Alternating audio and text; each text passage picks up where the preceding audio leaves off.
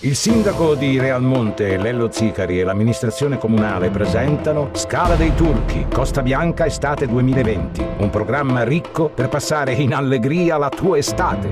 Lunedì 10 agosto, Manlio Dovì in concerto. Martedì 11 e mercoledì 12, libri e scrittori alla Scala dei Turchi, Festival dell'editoria a Realmonte, direttore artistico Luciano Carrubba. Giovedì 13, Giuseppe Milici e Marcello Andreucci in concerto. Domenica 16, Toti e Totino, Cabaret. Mercoledì 19, Roberto Lipari, Cabaret.